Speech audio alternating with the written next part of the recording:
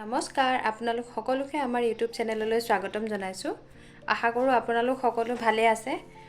ফুলকবি আৰু মাছৰ এখন জোল বনাবলৈ লৈছিলোঁ, ভাবিলোঁ আপোনালোকলৈ শ্বেয়াৰ কৰোঁ। আপোনালোকে যদি নতুনকৈ আমাৰ চেনেলটো চাই আছে তেতিয়াহ'লে আমাৰ চেনেলটো ছাবস্ক্ৰাইব কৰি দিব আৰু আমাক আগুৱাই যাবলৈ ছাপোৰ্ট কৰিব।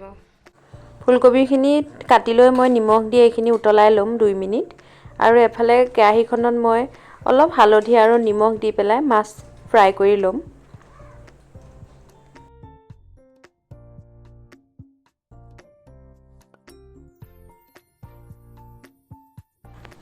মাছখিনি ফ্ৰাই কৰা হৈ গৈছে। একেখিনি তেলতে মই এতিয়া এটা পিঁয়াজ কাটি দিছোঁ আৰু দিম ইয়াতে আদা নহৰু পিছা।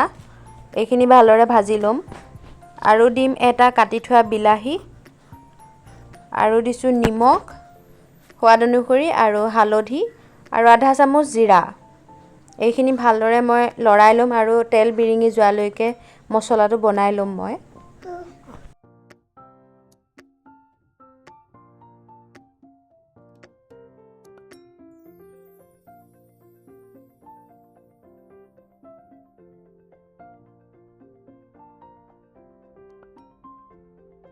এইখিনি হৈ গৈছে, মই দি দিম ইয়াতে ফুলকবিখিনি আৰু এইখিনি অলপ লৰাই দিম।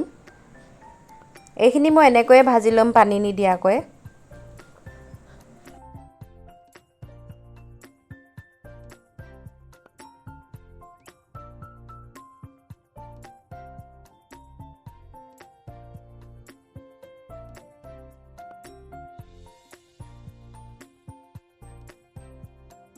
ভাজি হৈ গৈছে, ইয়াতে মই এতিয়া 1.5 গিলাচ পানী দি দিছোঁ আৰু দি দিম ইয়াতে ফ্ৰাই কৰি থোৱা মাছখিনি।